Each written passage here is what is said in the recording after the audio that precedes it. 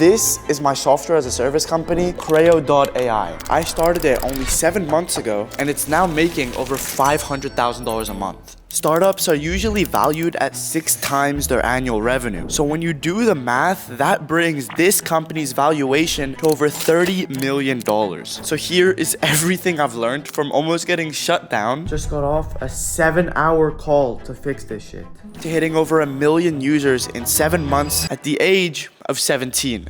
Now, Creo is a baby compared to all these other companies like Premiere Pro or CapCut. But the reason we actually chose this idea wasn't because we thought we were gonna take over Premiere Pro or CapCut. I mean, those are billion-dollar companies. To be very honest with you, the biggest problem we ever had before making this company was what it was actually going to be about. We played around with script writing tools, managing softwares, and all these generic things that you see on a daily basis. And it actually took months to get to the idea we have now, because it's when I finally realized that the best product is made when it's a problem that you actually need to solve personally. And you don't even need to take my word for it. Amazon was made because Jeff Bezos didn't have enough options to buy books in real life, and he wanted a way to do it online. Apple even came to life because Steve Jobs made computers so that he can run his own products on them. What I'm trying to get to here is the fact that all these companies were created because it's a problem the owner actually had to solve. He didn't make something up. It wasn't something that was faked just to make money. It was something you had to go through on your day-to-day life that you now want to fix for the rest of the world. When I was making videos on Snapchat and mostly YouTube Shorts, there was no way for me to make these quickly. I had to hire editors that would do it on these softwares like Premiere Pro, and it would take hours or days to create. This is a common issue almost everyone who makes videos had, and my partner Musa had the same thing with TikTok. So because we lost out on money due to the fact that videos took quicker, return times were slower, this was the perfect solution for us. These ideas are never forced. They came out of just the natural desire to fix a problem I had. And chances are, if you're going through a problem like this in a big market, there's probably a high chance a lot of other people are as well, which is when it's time for you to start building that next trillion-dollar company. Speaking of trillion-dollar companies though, you cannot have one if you don't know how to get people to buy your product, which is exactly what we had to figure out at the beginning. Hour-long calls figuring out how much to charge people. Were we gonna sell it for hundreds, thousands, or only like 20 bucks? We need to get the pricing sorted. Like, that's kind of bad. I like 20,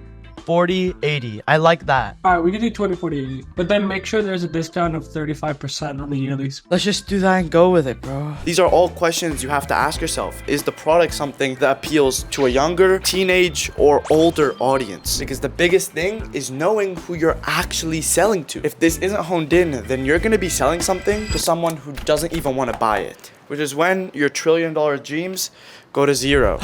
Now, what I'm gonna go for here is a bit more in depth, so get ready with me. At the beginning of this company's existence, we relied probably 70% on other people's tools to run our product. For example, at the beginning of Creo's existence, people couldn't even export videos on our tool. And since we're a video editor, that is pretty much the fundamentals of what we are meant to do. Now, the reason for this is because we relied on another company to do it for us, which is when we decided to say it and do it all ourselves. So we pretty much rewrote everything, which made it so that we now had 100% control over our product. No one else owned any pieces of it. We didn't have to rely on someone to make mistakes for us, and anything that went wrong was also now our fault. This is exactly where you want to be in a company. You want to make sure that everything you have is reliant on you, and that for the most part, you don't have to trust other people. Yeah, I mean, we're not going to promote a product as good as this to like 30, 40, 50,000 people when it's not even ready to go yet. So we're just making sure our backend servers are good, and then we'll be able to launch again the free version to everyone. This is the difference between building a company that makes $10,000 a month and $1 million a month. You have to take the extra step of making sure that you are top tier quality and that everyone is going to have a great experience. Because a big thing I've seen on the internet now is people saying that they can pretty much outsource every part of their company so that they can get to 10K a month fast without having to spend any money. And that's just bullshit. We thought like this in the beginning, and it came back to bite us in the ass because the launch of our company was one of the worst I've ever seen. Headaches, our product getting shut down multiple times, people wanting to cancel before they even used us, and just pretty much a bad reputation to start off the existence of the entire thing, which is now fixed because we took initiative to build our own assets. And this actually ties into my next point, because making sure everything is in-house is a big factor into building assets for your company, which is the difference between you selling for $10 or $60 million.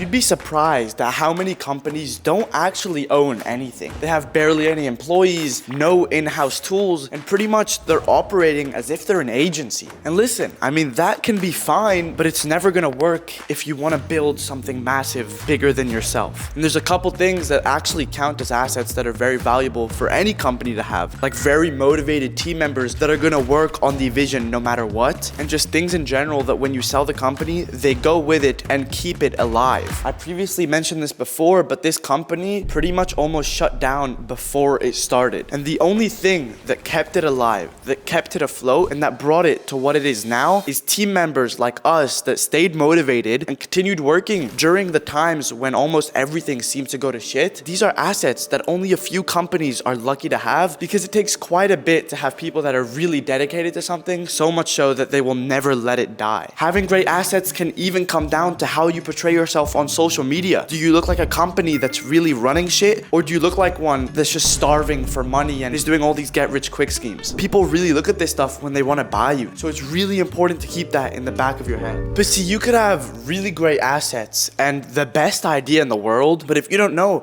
how to get your idea in front of thousands of people, then no one is going to buy it in the first place. So that is when knowing how to market comes in very handy. Musa and myself at the beginning had to make all the videos to promote this company, which is great. It got us our first $200,000 a month in revenue. But this is not what was going to take us to 500 or 600 because we couldn't just be making videos promoting the company all day forever. This also ties into what I talked about before, where if someone were to buy this company, they would have bought it with me and Musa having to do all the work still, which is not very ideal. And I'd say I'm much more of a business person than a creator, which is why building systems for Creo to continue growing to this day has been one of the things that's kept it going like this instead of this. We have over 20 people making videos every single day for Creo that I don't even have to worry about, simply because I built an insane system around it. The goal here was to get people on the team that actually were excited to promote our product and made videos in a similar area. So I would go ahead, research hundreds of people, call them, and get them a part of the vision to keep making content for the company. We wanted to get them excited about doing this every single day because, to be honest, the product is actually pretty cool. We make it easy for people to make short form videos, which solves a big issue in the market. But there does come a lot of problems with having a system like this. Sometimes the content that these people post